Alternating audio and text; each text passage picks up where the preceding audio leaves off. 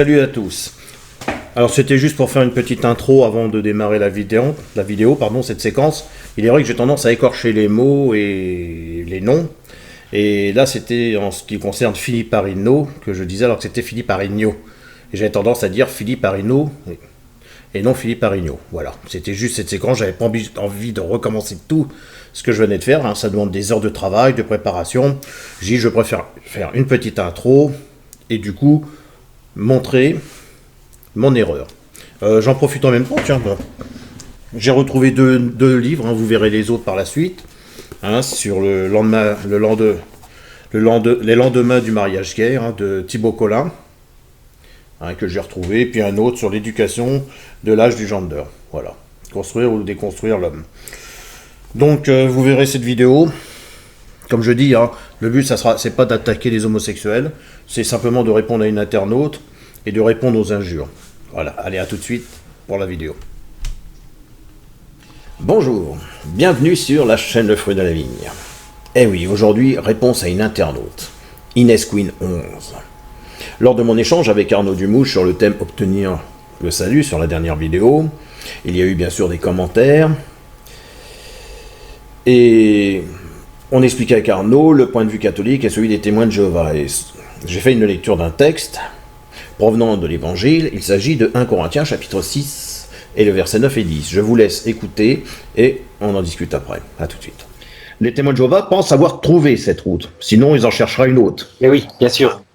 Donc, il y a des gens qui sont sincères dans toutes les religions. Hein, comme tu disais à la préparation au salut, c'est vrai qu'on reconnaît dans le magistère de l'organisation qu'il y a des gens sincères dans toutes les religions et même en dehors des religions, des personnes qui ne croient pas particulièrement en Dieu, mais qui ont déjà dans le cœur cette préparation au salut, et le jour qu'ils verront Dieu, ils accepteront. Donc, Dieu les remarque, ces personnes-là, et s'intéresse à eux. Jésus s'est adressé à tous les courants religieux de son époque, et même aux non-religieux. Il a donné, comme on dit sur la dernière vidéo, il a donné sa mort à tous. Après, aujourd'hui, tu peux la refuser. De toute manière, c'est donné. Hein? Donc, on ne peut pas retirer ce qui a été donné. Donc maintenant, ce que Jésus attend aussi, ce sont des valeurs morales élevées de chacun. On se rappelle au 1er siècle, Paul a écrit aux chrétiens de Corinthe. Hein, si tu te rappelles, la ville était quand même connue pour sa corruption. Il leur a appelé pourtant des gens qui prêchaient beaucoup, qui faisaient beaucoup de choses, qui parlaient. Moi, je suis pour un tel. Et puis en fait, dans leur cœur, ça y était pas. Donc, il le dit, il n'y aura point de part dans l'héritage du royaume pour les débauchés, les idolâtres, les adultères, les pervers ou les homosexuels, ni pour les voleurs, hein, là je reprends le texte, les avares, pas plus que pour les ivrognes, les calomniateurs ou les malhonnêtes. Hein, donc, voilà. Donc bien, j'ai regardé les commentaires, les réponses qui étaient données, je suis tombé sur un internaute qui, ayant le niveau rhéologue pour me braver, et non celui de la théologie, est passé aux attaques ad personam. Qu'est-ce que ça veut dire? Eh bien que dans une argumentation, l'argumentatum ad personam désigne plutôt une attaque personnelle portée sur l'une des parties à la partie adverse, sans rapport avec le fond du débat. Eh oui. Dans l'art d'avoir toujours raison, d'ailleurs, Schopenhauer énonce différents stratagèmes rhétoriques visant à triompher de ses contradicteurs lors d'un débat, concluant sur un stratagème ultime à mettre en pratique uniquement quand tous les autres ont fait défaut. Donc ça, c'est la manière dont Inès va s'adresser à moi. Il écrit « Si l'on s'aperçoit que l'adversaire est supérieur et que l'on ne va pas gagner, il faut tenir des propos désobligeants, blessants et grossiers. Être désobligeant, cela consiste à quitter l'objet de la querelle, puisqu'on a perdu la partie, pour passer à l'adversaire et à l'attaquer d'une manière ou d'une autre dans ce qu'il est. On pourrait appeler cela l'argumentatum ad personam pour faire la différence avec l'argumentatum ad hominem. Eh oui, cette internaute, bien qu'elle se présente comme une femme, hein, que je pense être une personne homosexuelle refoulée indépendamment de sa perversion narcissique, qui lui empêche toute vraie relation, entre autres amicale avec moi, eh bien, j'ai décidé qu'il était important de vérifier la validité de ce dont elle parle. Et oui, Inès Queen veut nous faire prendre des contre-vérités pour des vérités fondamentales. Alors, Comme je dis, il faut savoir écouter les blessures de chacun et bien sûr penser les plaies. Ce qui fait, de mon point de vue, une personne, eh bien c'est sa présence, pour ne pas dire son âme. Le corps n'est que vêtement. Pourquoi Inès alors voulait juste mettre l'éclairage sur l'homosexualité et non sur la globalité du texte en lui-même, puisque je ne cite pas que l'homosexualité, je cite un texte. Donc il n'y avait pas que l'homosexualité. En plus, en s'appuyant sur la lecture générale des circonstances de Sodome et Gomorrhe. Alors même que Dieu nous accepte tous, pourquoi nous avons vraiment du mal à nous accepter? Et pourquoi détourner ce texte? Il est clair que cela m'a ramené au livre de Caroline Forest, dans Tir croisé. Eh oui. Donc j'ai décidé déjà de montrer quelques livres que j'ai lus, puisque je me suis intéressé à l'époque, puisqu'on en a parlé. Donc j'avais lu Caroline Forest. Je ne dis pas que c'est une personne que j'apprécie, mais j'avais lu aussi le livre de Zemmour sur le premier sexe, par exemple. J'avais lu aussi le livre d'Alain Soral, Misère du désir, d'accord? J'avais lu aussi ce livre, Pommier et l'ordre sexuel, n'est-ce pas? J'avais lu le livre de Xavier Lacroix, Passeur de vie. J'avais lu Simone de Beauvoir, et deux tomes, Premier et deuxième sexe. J'avais lu l'ouvrage de Philippe Arido, L'homosexualité en vérité. Donc j'en ai pris quelques-uns, je n'allais pas vous prendre tous les livres que j'ai achetés à l'époque pour pouvoir comprendre de quoi on parle. Voilà, c'était pour vous dire que moi je peux lire aussi bien du Alain Soral que je peux lire du Caroline Forest. Donc, Inès Queen, 11, explique suite au texte de Genèse, je cite, si, le texte, et l'Éternel dit, si je trouve dans Sodome 50 justes au milieu de la ville, je pardonnerai à toute ville que. Alors ensuite, à mes 2 points, ce n'est que depuis les monothéistes, c'est du monothéisme, d'une manière le judaïsme, notamment les 3 derniers, que l'homosexualité, que je ne suis pas et que je doute, que pour moi c'est une homosexuelle refoulée, est devenue un tabou. Alors moi je sais faire moi je fais par contre sur un autre point de vue, ce qu'on appelle le tabou, pour moi ce serait plutôt une question de discrétion. Donc, il faut dire que cela n'arrangeait pas la procréation et le nombre des fidèles, sinon pourquoi Dieu omniprésent, d'omniscience, aurait commis un tel bug sans compter les hermaphrodites. Ma pauvre Inès. Vous croyez que Dieu, c'est vrai qu'il s'intéresse à nous, mais vous croyez qu'il va tout faire pour vous faire plaisir? Il faut regarder les textes dans leur contexte. Alors, c'est vrai que nous sommes tellement habitués à entendre parler, pour ne pas dire de Sodome comme d'un récit de condamnation de l'homosexualité qu'il est bon de vérifier quand même dans sa Bible, Bible en main. Alors je vais expliquer le contexte. Lot reçoit 2 messagers de Dieu chez lui, à Sodome. Alors, les hommes de la ville, ceux de Sodome, cernèrent la maison. Des plus jeunes aux plus vieux, toute la population, sans exception, pour violer les 2 autres étrangers. Je dis bien pour violer. Genèse chapitre 19, verset 4.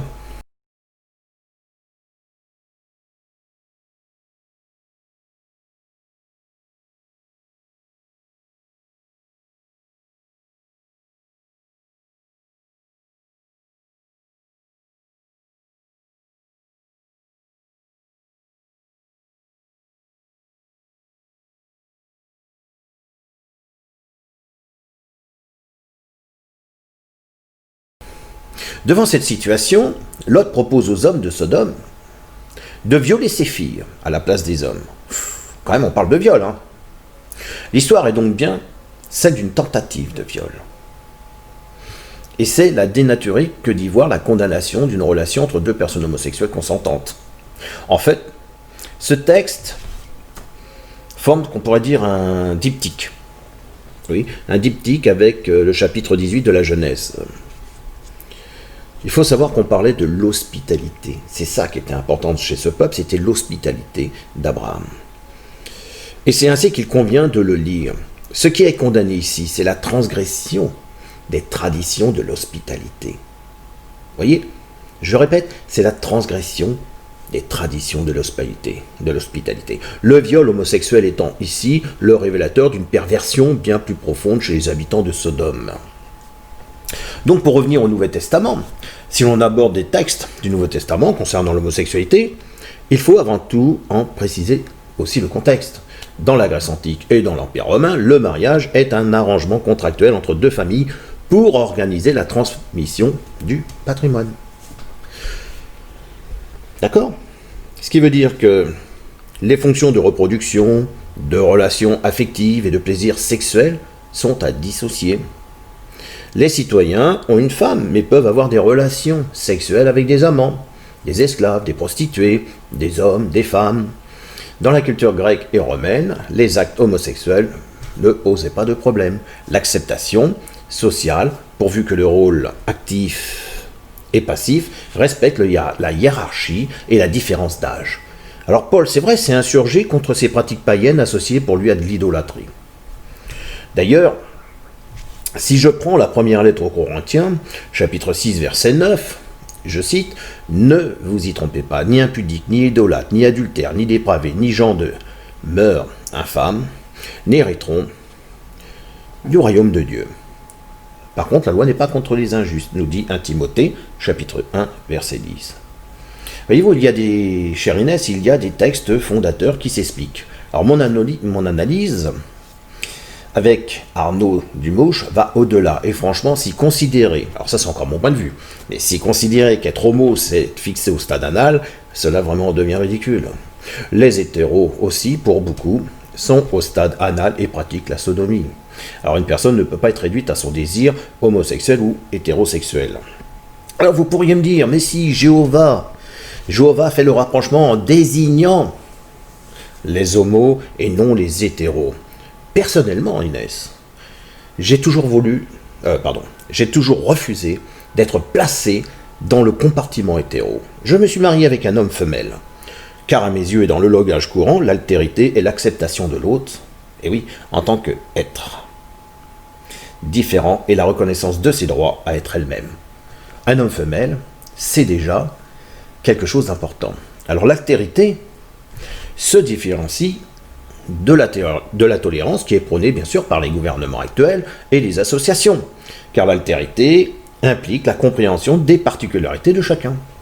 La capacité d'ouverture aux différents langages iconographiques qu'utilise le désir homosexuel, pour le citer, c'est Philippe Arinaud, étant presque identique à celui du désir hétérosexuel. Je ressentais pour ma part un manque de féminité, et j'ai donc recherché une femme.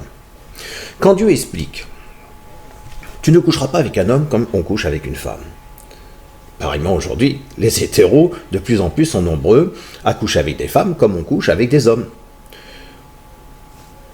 Ce que moi j'avais compris de cette écriture, c'est que la sodomie et la fellation ne pouvaient pas me permettre d'avoir un enfant. Donc il me fallait un homme femelle. Et l'enfant est la conséquence naturelle entre un homme femelle et un homme mâle. Je savais que notre mariage et notre accouplement n'enlèveront rien à l'enfant dans le droit de l'altérité. Et oui, l'altérité c'est déjà l'autre. Et l'autre c'est déjà, pour un homme c'est une femme, pour une femme c'est un homme, on est déjà dans l'altérité. Alors ne venez pas dire à nous les hétéros, c'est ci, c'est ça. D'un autre côté, c'est vrai, je reconnais, il y a des études scientifiques, peut-être récentes aussi, qui nous disent que, en tout cas qui sembleraient montrer que l'homosexualité a des causes biologiques. On dit aussi que ça pourrait être des perturbations hormonaux, in utero, chromosomes sur le gène Y, composantes héréditaires, etc. Effectivement, je ne sais pas si quand un enfant est adopté, pourrait très bien se trouver dans cette situation. Je serais vraiment incapable de dire si cela, pour lui, serait malsain. Alors, qu'est-ce que je pourrais dire d'autre ? Que c'est vrai que en France, comme dans d'autres pays, l'homosexualité est grandissante, mais je crois qu'elle a été comme partout. Est-ce qu'elle est vraiment grandissante ou est-ce qu'elle a été cachée ? Alors moi, je ne suis pas le concepteur de l'Église, puisque c'est Christ. Je suis juste un élément dans sa construction. Concernant les actes de chacun, je ne puis, je ne suis pas ici, on va dire, pour y répondre. Moi, je taille ma poutre à chacun de faire de même. Un homosexuel a autant le droit que moi d'aimer Dieu et de faire des prières à Dieu. Je ne suis pas exclusif. Alors, nous sommes faits à l'image de Dieu. Que l'on soit mâle ou femelle, à l'image d'un papa, à l'image d'une maman, à l'image d'un enfant. Je ne chercherai pas non plus, on va dire, à amplifier, car mon intention n'est pas de créer quand même un malaise. Et surtout, j'ai conscience que Dieu nous a fait comme une âme vivante, et non pas des portraits robots tels qu'un portrait robot homosexuel, un portrait robot hétérosexuel. Pour reciter Philippe Arineau, le langage iconographique, alors je vais regarder parce que si j'ai ça, attendez, j'avais mis ces citations.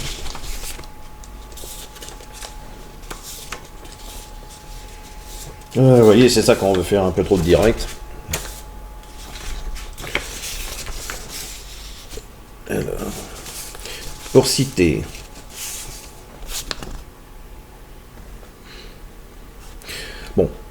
Philippe Arineau, je vais revenir. Alors, voilà. Voilà. Donc alors, pour citer Philippe Arineau, j'en veux avec son nom, lui je l'écorche, le langage iconographique qu'utilise le désir homosexuel est approximativement identique à celui du désir hétérosexuel. Le désir hétérosexuel et le désir homosexuel utilisent les mêmes codes iconographiques pour se dire, même s'ils ne s'actualisent pas pareil. La seule différence entre les deux est que le premier intègre la différence des sexes de manière brutale et que le second la rejette pour des résultats tout aussi violents. Voilà. Donc il y a une grande différence entre les personnes, et je cite souvent quand on dit « mais les humbles », Dieu dit « mais les humbles posséderont la terre et vraiment se délecteront de l'abondance de paix », mais c'est les justes qui resteront. Pas spécialement les uns, vous voyez, c'est les justes. À la fin du millénium, effectivement, Satan va être relâché et seuls les justes resteront. Donc, combien de justes resteront? Donc je t'ai posé une question, Inès, et j'ai perçu de l'agressivité dans ta façon de voir le judaïsme, alors que c'est idiot de ta part. Et je t'ai posé la question, est-ce que cette ville a obtenu le salut? Eh bien, t'as pas répondu, mais c'est quand même à partir de ces deux villes que la préparation du salut en est sortie. Je t'ai demandé ensuite si l'acte sexuel en lui-même apportait le salut. Tu m'as dit qu'il le sait. Eh bien, moi, je le sais, puisque je vais te répondre à cette question. Oui, l'acte sexuel a participé à cette préparation, et dans cette même explication, je vais te montrer que Dieu est intervenu sur Sodome et Gomorrhe simplement à cause du problème de l'hospitalité des gens. Et non pas que le viol. Parce qu'on pourrait dire, c'est pas le viol, mais c'était le viol. Des hommes ont voulu violer ces deux messagers. C'est même pas le viol qui est en compte. C'est l'hospitalité. Et je l'expliquerai par la suite. On va lire ensemble, juste à partir du verset 35, la Genèse 19. Allons-y. Il fit boire du vin à leur père encore cette nuit-là. Et la cadette alla coucher avec lui. Il ne s'aperçut ni quand il se coucha, ni quand il se leva. Les deux filles de Lot devinrent enceintes de leur père. L'aînée enfanta un fils qu'elle appela du nom de Moab. C'est le père des Moabites jusqu'à ce jour. Si je vais sur Wikipédia, ce qui pourrait vous aider, il est dit que Moab est un personnage de la Genèse, le premier livre de la Bible. Il est le fils que Lot eut avec sa fille aînée. C'est bizarre, il n'y a pas eu de lapidation, parce que là on parle quand même de viol, puisque Lot a été quand même endormi. Si moi j'endors une femme pour ensuite coucher avec, il y a viol. Donc il a été quand même violé, il n'y a pas eu d'adultéro. Du moins, il y a eu l'inceste, il y a eu viol, et elle n'a pas été lapidée. Donc, continuons. À l'époque des juges d'Israël, une Moabite célèbre est Ruth, dont l'histoire est relatée dans le livre de Ruth. La figure de Ruth est celle d'une convertie qui s'attache aux valeurs du judaïsme. Après la mort de son premier époux, elle est l'arrière-arrière-grand-mère du roi David. La tribu de Juda est une des 12 tribus d'Israël citées dans la Bible. Cette tribu descend de Juda. Le fils de Jacob et Léa, c'est de cette tribu que sont issus les rois de Juda, de la lignée de David, et sera issu le Messie selon la tradition biblique, et ultérieurement la parenté charnelle de Jésus-Christ selon la tradition chrétienne, que nous allons obtenir le salut. Est-ce que tu as compris ce qui a été dit?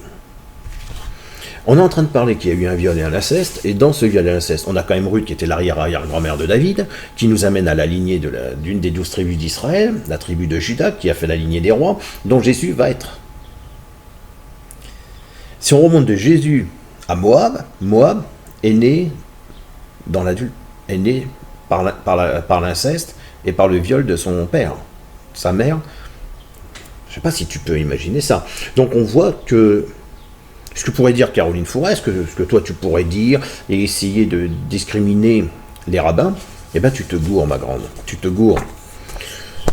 Il faut arrêter de dire que les Écritures sont contre l'homosexualité, il faut arrêter de prétendre que les croyants sont contre les homosexuels. Hein. Ça, c'est votre problème. C'est à vous de vous arranger avec ce que vous êtes. Chacun doit tailler sa poutre, chacun doit faire son propre travail sur soi. D'accord? Moi, ça ne me dérange pas quand je croise des collègues ou autres et qui sont homosexuels, tu vois, et je discute avec eux à cœur ouvert. Mais à un moment donné, il faut arrêter de nous juger aussi. Il faut s'ouvrir. Voilà. Moi, je voulais faire cette vidéo en réponse à ta méchanceté, à tes injures. Mais ceci dit, moi, je te pardonne. Parce que j'ai pas envie d'être dépendant de cette méchanceté. Rendre le bien par le mal. Je ne vois pas l'intérêt de dire des choses mauvaises parce que ça ne fait pas grandir. Voilà, en tout cas, moi je vous dis à bientôt pour une prochaine vidéo, et sachez que Dieu nous aime, il nous aime tous, quelle que soit notre orientation sexuelle. Après, est-ce qu'on en souffre ou pas? Moi je ne suis pas dans la peau de chacun. Voilà, et je vous dis à bientôt pour une prochaine vidéo, au revoir.